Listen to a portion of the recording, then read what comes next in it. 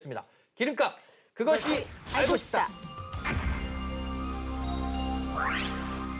그런데 항상 궁금한 게 뭐냐면 네. 오를 때는 기름값이 가파르게 오른단 말이에요. 어허. 거의 뭐 총알 택시 수준. 맞아요. 내려갈 땐 왜 그렇게 찔끔찔끔 천천히 내려가는 거예요? 그 왜 그런 거예요? 느낌도 안 나죠. 그렇죠. 원래 우리가 등산을 할 때도 오를 땐 힘들고 내려올 때 그 천천히 얘기 할 조심. 줄 알았어.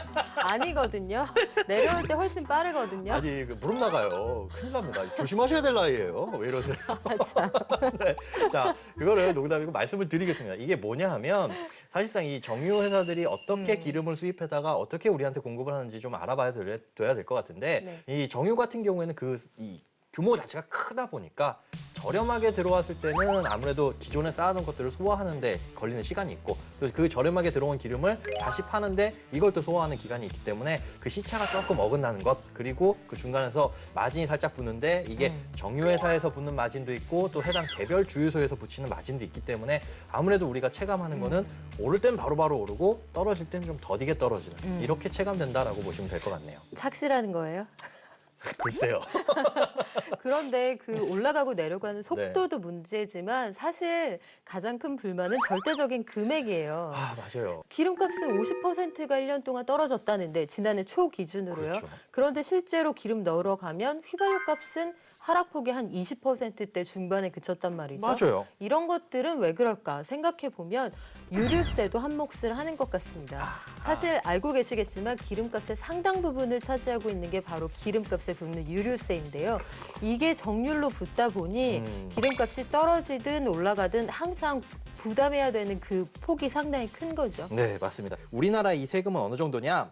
정유사 휘발유 가격이 지금 580원 정도거든요. 그런데 여기에 붙는 유류세가 900원 정도가 붙습니다.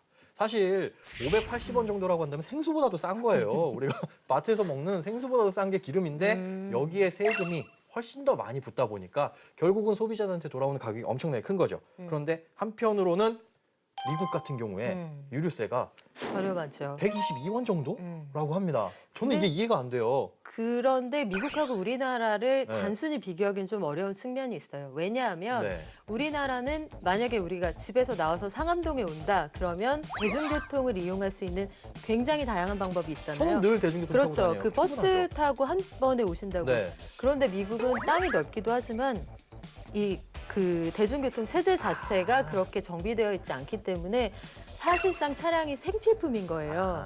기름값을 높여버리면 사람들이 발이 묶이고 학교도 못 가고 미국 고등학생 차 몰고 가잖아요. 오, 그렇죠. 뭐 드라마에서 많이 봤어요. 떨어져 있는 곳들이 많아서 그래서 그 미국의 유류세 제도와 우리를 단순히 비교하기는 약간 어렵다는 거. 하지만 아쉽다는 거. 아쉬운 네. 부분이 있어요. 조금 이렇게 기름값이 많이 가파르게 오를 때는 나라에서도 그래 세금 900원에서 한 800원을 깎아드리겠습니다. 네. 이러면 참으로 좋을 텐데 융통성.